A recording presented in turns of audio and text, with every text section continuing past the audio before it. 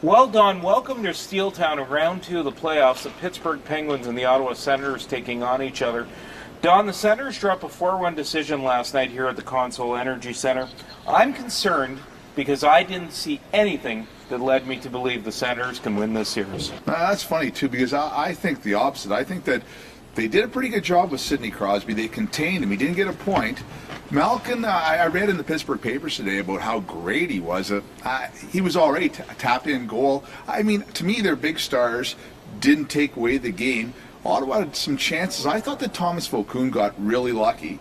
I thought some bounces. They just couldn't get some loose pucks, and some bounces went his way. I think that this is going to be a long series. You know, it's interesting. You talk about Thomas Vokoun. One of the things that you and I talked about late into the evening last night was the fact that they've got to do a better job getting to Thomas Vokoun and jumping on those rebounds.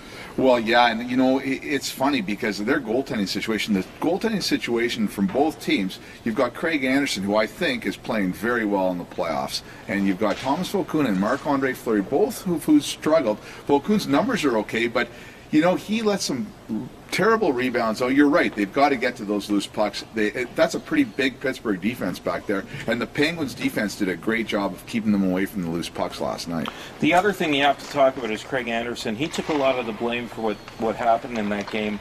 I didn't think he was to blame at all. I think they've got to be a lot better in front of him. I like what he does. He's a leader on this team, and he set the bar high for himself. He played so good in the Montreal series that if he allows 4 goals in a game against the Pittsburgh Penguins, yeah, he's going to take the blame. He's going to shoulder some of the heat for these guys and take it so that they aren't pointed at as the reason. He'll be the reason, and that's fine. Takes the pressure off those guys. I think he's done a good job in both off the ice and on the ice.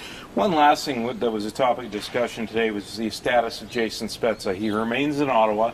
He remains skating. He skated for 90 minutes yesterday. There's some discussion over whether and when he's going to be given clearance by the doctors.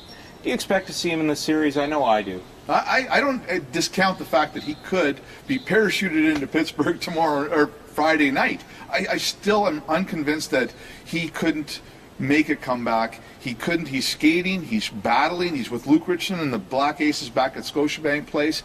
You know, Paul McLean sort of hushed the idea today, or the suggestion today, but I'm not convinced that he won't be back. If he's not back in Game 2, I'm positive, and this is just a gut feeling, but I'm positive that my gut feeling is that he'll be back for Game 3. Well, there's a lot of gut there to feel with, Don.